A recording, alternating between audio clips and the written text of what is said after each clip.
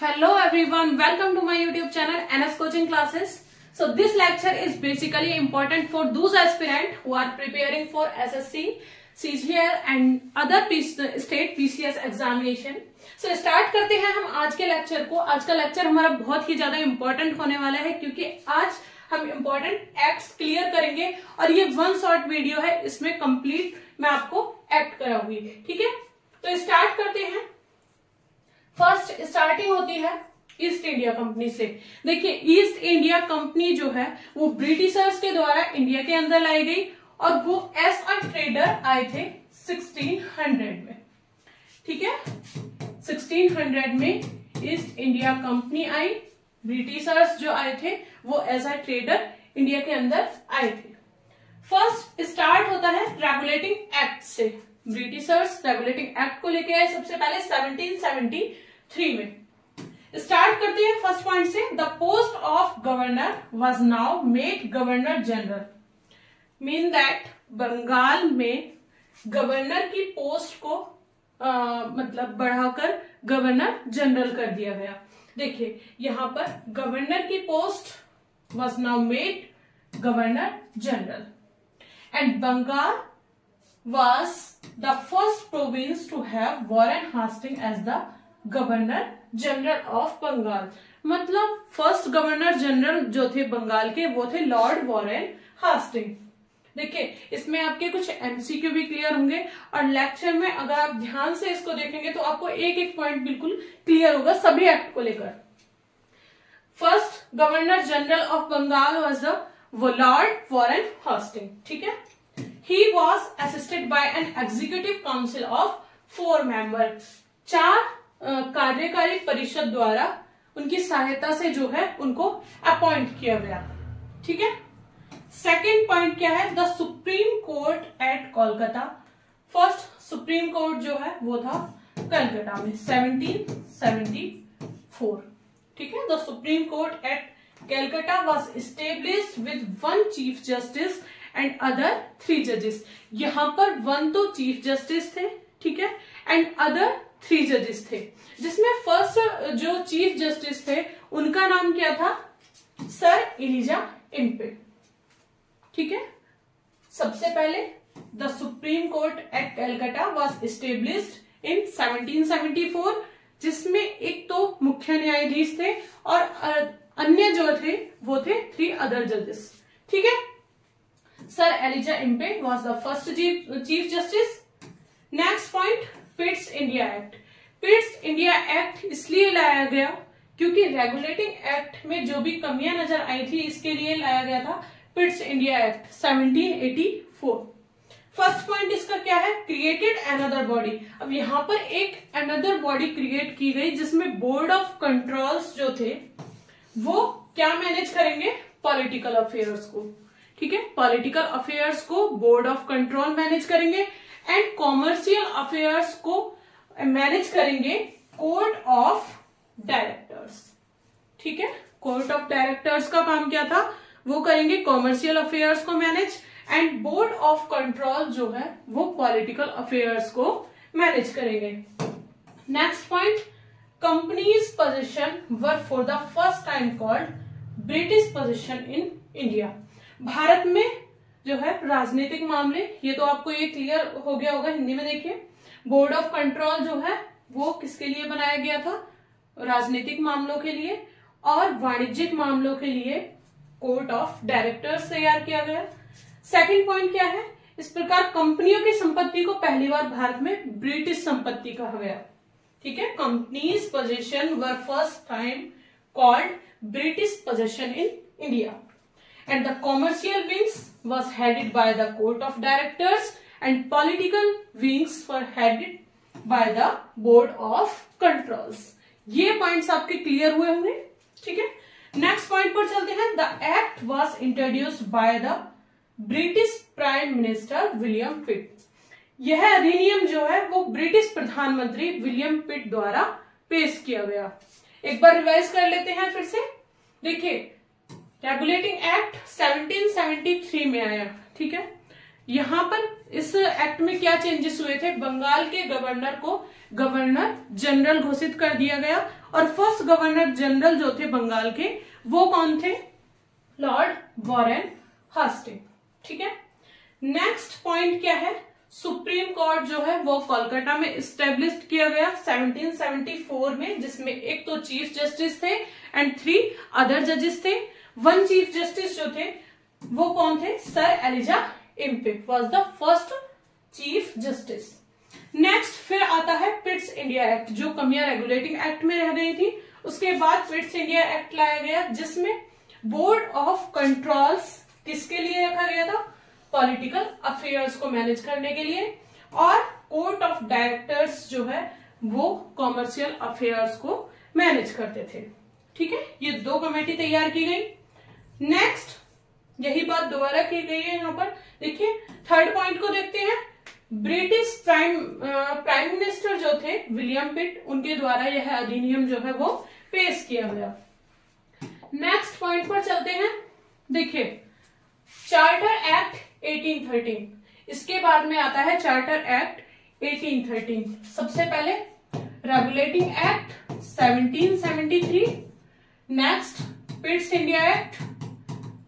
पिट्स India act जो है था वो था 1774 में, ठीक है, 1784 सॉरी, ठीक है, ये आया था 1784 में।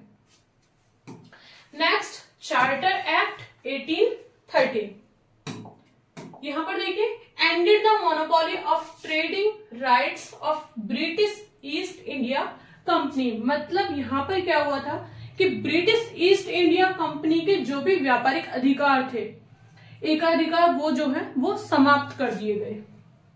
And allow other companies to participate in trading activities with India. मतलब अब और भी कंपनीज जो है वो भारत के साथ व्यापारिक गतिविधियों में भाग ले सकेंगी। ठीक है, नेक्स्ट पॉइंट आता है charter act 1833, created the post of governor general of India in place of governor general of Bengal. अभी तक हम क्या पढ़ रहे थे? बंगाल के गवर्नर को गवर्नर जनरल ऑफ बंगाल बना दिया गया। ठीक है, और अब चार्टर एक्ट 1833 जब आया, उसके बाद में गवर्नर जनरल ऑफ बंगाल को गवर्नर जनरल ऑफ इंडिया घोषित कर दिया गया। ठीक है, the presidencies of Madras and Bombay were taken away with their respective legislative power and were made subordinate to the presidency of Calcutta. देखिए बंगाल के गवर्नर जनरल के स्थान पर भारत के गवर्नर जनरल का पद सृजित किया गया। मद्रास और बम्बई की प्रेसिडेंसी को उनकी संबंधित विधायी शक्तियों के साथ छीन लिया गया। मद्रास और बॉम्बे प्रेसिडेंसीज को इनकी शक्तियों को, जो इनकी पावर्स जो है वो छीन ली गई और उन्हें कलकत्ता की प्रेसिडेंसी के अधीन कर दिया गया। ठीक है, विलियम बेंटिक जो थे वो first governor general of India थे। ठीक है, चार्टर एक्ट 1833 में है ये पॉइंट्स कि भारत के जो गवर्नर जनरल नियुक्त किए गए विलियम बेंटिक, ठीक है, जिनका पद किसके प्लेस पर था? बंगाल के गवर्नर जनरल के। ठीक है, सेकंड पॉइंट क्या है? This act completely ended the commercial activities of the company. इस एक्ट में और भी कुछ चीजें चेंजेस हुई। वो क्या थी? इस अधिनियम ने कंपनी की व्यवसायिक गतिविधियों को पूरे तरीके से समाप्त कर दिया गया। ठीक है, the company existed but it become a purely administrative and a political organisation. Company अस्तित्व में थी, लेकिन यह एक विशुद्ध प्रशासनिक और राजनीतिक संगठन बन गई। यहां पर क्या हुआ था कि इस कंपनी में जो है व्यवसायिक गतिविधियों को तो समाप्त कर दिया गया, लेकिन कंपनी जो है वो एक विशुद्ध प्रशासनिक और राजनीतिक संगठन बन गई। ठीक है, नेक्स्ट पॉइंट पर चलते हैं। चार्टर एक्ट 1853, इसमें क्या चेंजेस आए थे? Establish a separate governor general legislative council. यहां पर क्या चेंजेस हुए थे कि एक अलग गवर्नर जनरल की विधान परिषद की स्थापना की गई।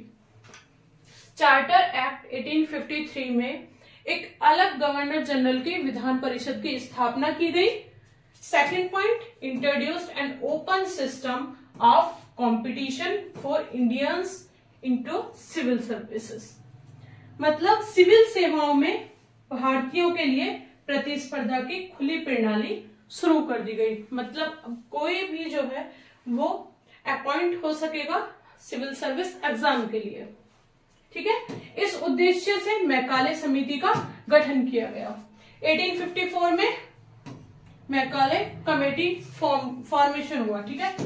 मैकाले कमेटी का ये इंपॉर्टेंट क्वेश्चन है। मैकाले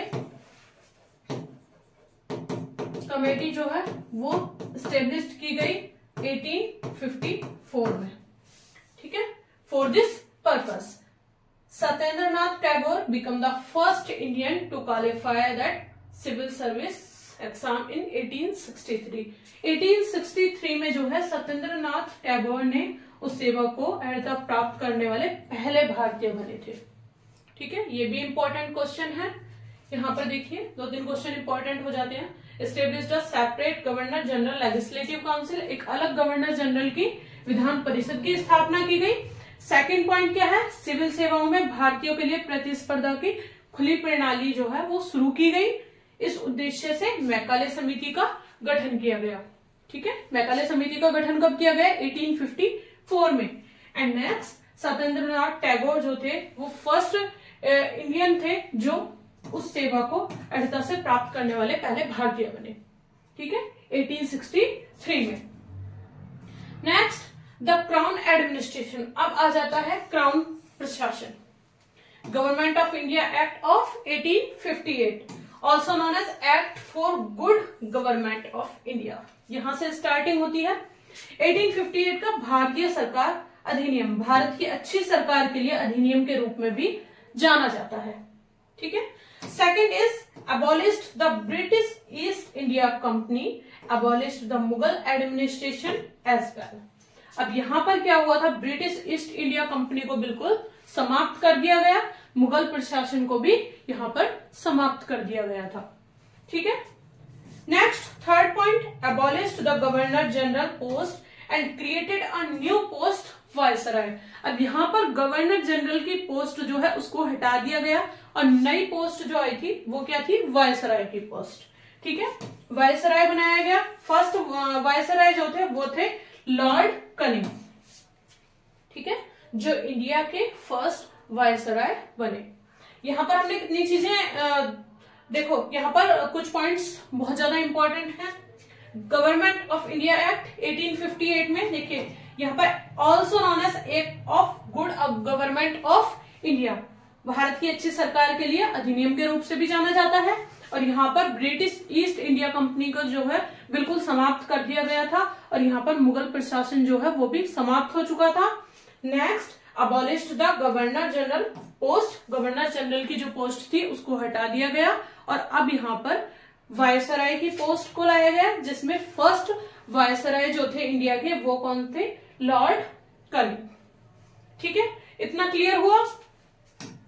नेक्स्ट पॉइंट पर चलते हैं। देखिए also created a new office, secretary of state for India and 15 member council of assist him, he was a member of British parliament. Mean that एक नया कार्यालय भी बनाया गया, ठीक है, जिसमें भारत के लिए राज्य सचिव और उनकी सहायता के लिए 15 सदस्य परिषद की एक कमेटी तैयार की गई। भारत के राज्य सचिव और उनकी सहायता के लिए 15 सदस्य परिषद की एक कमेटी तैयार की गई। वह ब्रिटिश संसद के सदस्य थे, ठीक है। वो लोग जो थे 15 जो सदस्य लोग, इनके जो 15 मेंबर की जो काउंसिल तैयार की गई थी वो कौन थे, ब्रिटिश संसद के सदस्य थे।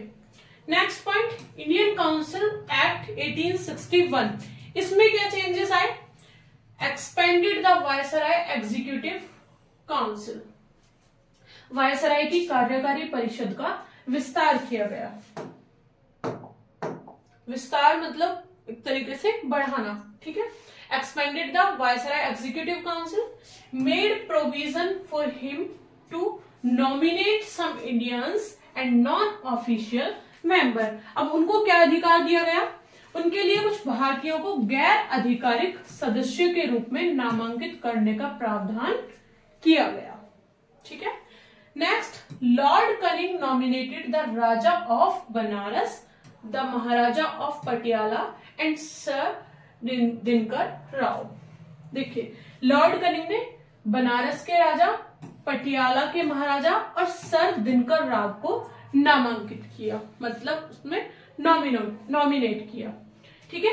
लॉर्ड कनिंग ने बनारस के राजा, पटियाला के महाराजा और सर दिनकर राव को नामांकित किया। ठीक है। Next is new legislative council for Bengal 1862, मतलब बंगाल उत्तर पश्चिमी सीमा प्रांत, north western frontier province and Punjab were established. अब यहाँ पर कौन कौन सी विधान परिषदें स्थापित की गई? बंगाल, ठीक है, और यहाँ पर उत्तर पश्चिमी सीमा प्रांत और पंजाब। ठीक है, इनके लिए नई विधान परिषदें स्थापित की गई। ये सन जो है ये याद रखना। ठीक है, टाइमलाइन ये काफी इंपॉर्टेंट है। New legislative council of for Bengal 1862, north western frontier province 1866 and Punjab 1897 were established. Next point, Indian Council Act 1892. इसमें क्या चेंजेस आए? Power of discussing the budget were given to the Legislative Council in the India. तत्कालीन भारत में budget पर चर्चा करने का अधिकार विधान परिषद को दिया गया। ठीक है, विधान परिषद को कौन सा अधिकार दिया गया? भारत में बजट पर चर्चा करने का अधिकार। And expanded the council and some member could be nominated to both central as well as provincial legislative council.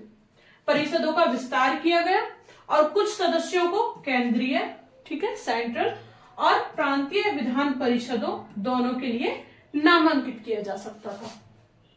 बात समझ में आई? ठीक है। नेक्स्ट पॉइंट पर चलते हैं, इंडियन काउंसिल एक्ट 1909। देखिए, थोड़ा सा मैं एक बार रिवाइज करवा देती हूं। देखिए यहां पर द क्राउन एडमिनिस्ट्रेशन से गवर्नमेंट ऑफ इंडिया एक्ट 1858, यहां पर क्या हुआ था? Also known as for good government of India 1858 से जिसकी स्टार्टिंग हुई।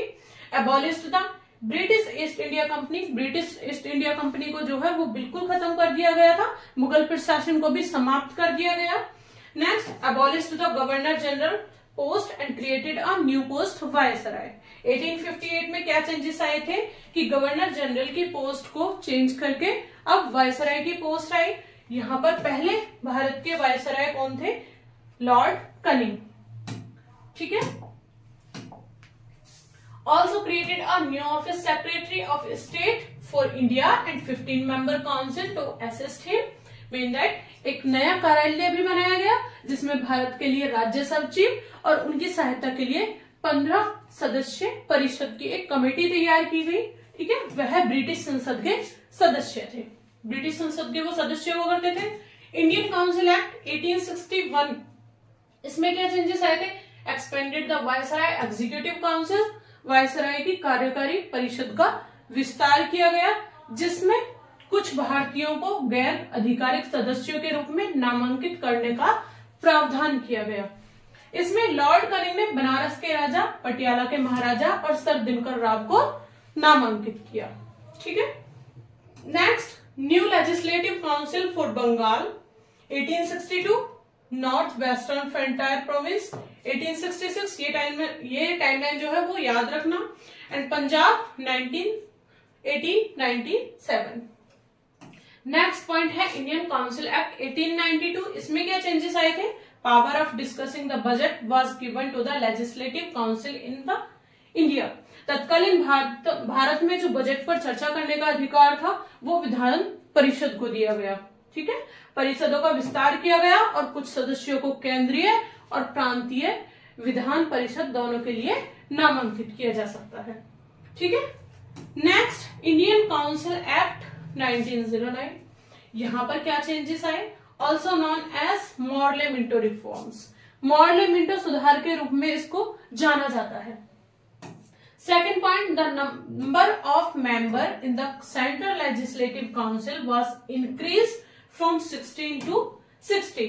मतलब केंद्रीय विधान परिषद में सदस्यों की संख्या जो है वो 16 से बढ़ाकर 60 कर दी गई। ठीक है, इंपॉर्टेंट क्वेश्चन है। देखिए 16 से बढ़ाकर संख्या 60 कर दी गई विधान परिषद में सदस्यों की। Third point, Satyendra Prasad Sinha became the first Indian to be nominated as a law member to the Viceroy Executive Council. केंद्रीय विधान सत्येंद्र प्रसाद सिन्हा जो थे, सत्येंद्र प्रसाद सिन्हा वायसराय की कार्यकारी परिषद में कानून सदस्य के रूप में नामांकित होने वाले पहले भारतीय बने। मतलब उनका काम क्या था, कानून सदस्य के रूप में वो सारे सुझाव जो है वो वायसराय को देते थे। ठीक है, सत्येंद्र प्रसाद सिन्हा वायसराय की कार्यकारी परिषद में कानून सदस्य के रूप में नामांकित होने वाले पहले भारतीय बने। ठीक है, क्लियर है। Fourth point, the communal electorate was introduced. सांप्रदायिक निर्वाचन मंडल की शुरुआत की गई।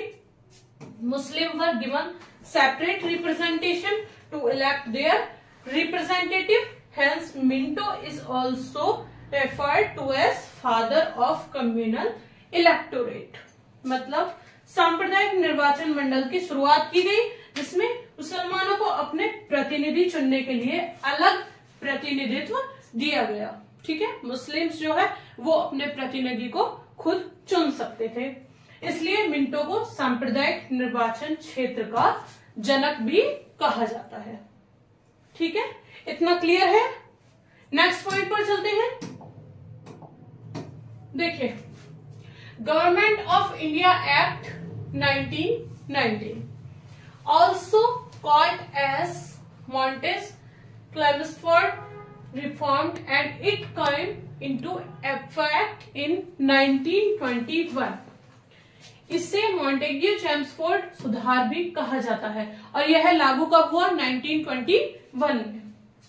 ठीक है, central and provincial subject or list were introduced where they could frame laws in their respective list.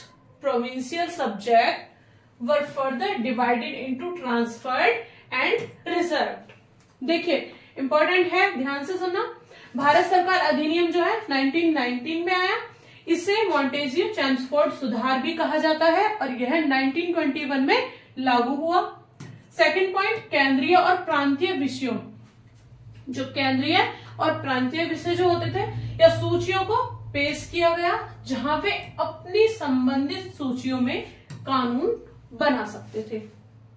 ठीक है, सेंट्रल एंड प्रोविंशियल सब्जेक्ट्स जो है, सब्जेक्ट और लिस्ट जो थे वो पेश की गई और वे अपनी संबंधित सूचियों में कानून बना सकते थे। प्रांतीय विषयों को स्थानांतरित और आरक्षित में विभाजित किया गया था। इस प्रकार इस अधिनियम ने द्वैत शासन की शुरुआत की। देखिए यहाँ पर चेंजेस क्या है, केंद्रीय और प्रांतीय विषयों सूचियों को पेश किया गया जहां वे अपनी संबंधित सूचियों में कानून बना सकते थे। प्रांतीय विषयों को स्थानांतरित और आरक्षित में डिवाइड कर दिया गया। इस प्रकार इस अधिनियम ने द्वैत शासन की शुरुआत की। ठीक है, दिस एक्ट इंट्रोड्यूस दयाशी। ठीक है, third point is introduced bicameralism and direct elections. द्विसदनीयता और प्रत्यक्ष चुनाव की शुरुआत की गई। प्रत्यक्ष चुनाव किसको कहते हैं, डायरेक्ट इलेक्शन। देखिए यहां पर अब चेंजेस क्या है, इंडियन एक्ट 1935 में provide for the establishment of all India federation and province and provincially state as unit। प्रांतों और रियासतों को इकाइयों के रूप में लेकर एक अखिल भारतीय संघ की स्थापना का प्रावधान किया गया। भारतीय सरकार अधिनियम 1935 में क्या चेंजेस आए थे कि यहाँ पर प्रांतों और रियासतों को, जो रियासत हुआ करती थी उनको इकाइयों के रूप में लेकर एक अखिल भारतीय संघ की स्थापना की गई। यह संघ कभी अस्तित्व में नहीं आया क्योंकि रियासतें इसमें शामिल नहीं हुई। ठीक है, रियासतें जो है वो उन्होंने जो है इसको ज्वाइन नहीं किया था, इसलिए यहाँ पर जो है ये संघ कभी भी अस्तित्व में नहीं आया। Second point, abolished diarchy in the provinces and introduced provincial autonomy in its place। प्रांतों में द्वैध शासन को समाप्त कर दिया गया। ठीक है, रियासतें तो इसमें कभी अस्तित्व में ही नहीं है और प्रांतों में जो है ये द्वैध शासन जो है उसको समाप्त कर दिया गया और उसके स्थान पर प्रांतीय स्वायत्तता लागू की गई। ठीक है, प्रोविंशियल ऑटोनॉमी आ गई किसकी जगह? दयार्ची की जगह। ठीक है, द्वैध शासन को समाप्त कर दिया गया और प्रांतीय स्वायत्तता लागू की गई। लेकिन केंद्र में इसने द्वैध शासन की शुरुआत की, हालांकि वह कभी अस्तित्व में नहीं आया। ठीक है, but in centre it introduced dyarchy. ये किस तरीके से इसको जाना गया? इसमें द्वैध शासन की शुरुआत की गई, लेकिन वो कभी भी जो है अस्तित्व में नहीं आया। थर्ड पॉइंट क्या है? Introduced bicameralism in province as well extended separate electorate to depressed classes as well as. प्रांतों में द्विसदनीय व्यवस्था की शुरुआत की गई। द्विसदनीय मतलब दो सदन। ठीक है, द्विसदनीय व्यवस्था की शुरुआत की गई और साथ ही दलित वर्गों के लिए भी अलग निर्वाचन क्षेत्रों का विस्तार किया गया। ठीक है, जो दलित वर्ग थे उनके लिए भी एक अलग क्लास बनाई गई। Fourth point, established RBI and a federal court at the center। केंद्र में RBI और एक संघीय न्यायालय की स्थापना की गई। तो भारत सरकार अधिनियम 1935 में कौन कौन से चेंजेस आए? प्रांतों और रियासतों को इकाइयों के रूप में एक अखिल भारतीय संघ की स्थापना का प्रावधान किया गया और इसमें संघ जो है वो कभी भी अस्तित्व में नहीं आया क्योंकि रियासतें इसमें शामिल नहीं थी। ठीक है, सेकंड पॉइंट क्या था? प्रांतों में द्वैध शासन को समाप्त कर दिया गया और इसके स्थान पर प्रांतीय स्वायत्तता लाई गई। ठीक है, प्रोविंशियल ऑटोनॉमी इसकी जगह पर लाई गई। लेकिन केंद्र में इसने द्वैध शासन की शुरुआत की, हालांकि वह कभी अस्तित्व में नहीं आया। ठीक है, प्रांतों में द्विसदनीय व्यवस्था की शुरुआत की गई और साथ ही दलित वर्गों के लिए अलग निर्वाचन क्षेत्रों का विस्तार किया गया। केंद्र में RBI और एक संघीय न्यायालय की स्थापना की गई। ये चेंजेस आए 1935 में। Next, Indian independence act 1947। देखिए यहां पर क्या हुआ? पार्टीशन प्लान और द माउंटबेटन प्लान 3 जून 1947। विभाजन योजना या उसको कह सकते हैं माउंटबेटन योजना। 3 जून 1947 देश के विभाजन को प्रभावी बनाने और इटली की घोषणा 20 फरवरी 1947 को राष्ट्र को स्वतंत्रता प्रदान करने के लिए थी। क्या हुआ था? पार्टीशन प्लान और the Mountbatten plan 3 June 1947 was to give effect to partition of the country and Italy declaration 20 February 1947 to provide independence to the nation. Second point, created two independence dominions of India and Pakistan। Partition हुआ था, ठीक है, India और पाकिस्तान जो है वो दो स्वतंत्र प्रभुत्व बनाए गए। Ended British rule and authorised the two independent nation constituent assemblies to frame their respective constitution. यहां पर क्या हुआ था? भारत और पाकिस्तान का विभाजन हुआ था। ठीक है, भारत और पाकिस्तान के दो स्वतंत्र प्रभुत्व बनाए गए। ब्रिटिश सरकार को, ब्रिटिश शासन जो है वो समाप्त हो चुका था और दो स्वतंत्र राष्ट्रों की संविधान सभाओं को अपने अपने संविधान बनाने के लिए अधिकृत किया गया। ठीक है, अब यहाँ पर अपने अपने संविधान वो बना सकते थे। 18 जुलाई 1947 को भारतीय स्वतंत्रता विधेयक को शाही स्वीकृति मिल गई। The Indian independence bill got the royal asset of 18 जुलाई 1947। ठीक है, आज के लेक्चर में सिर्फ इतना ही। आई होप आपको ये सारे पॉइंट्स क्लियर हुए होंगे। नेक्स्ट वीडियो में नेक्स्ट लेक्चर के साथ मिलेंगे। ठीक है, thank you for watching this video. Like and subscribe.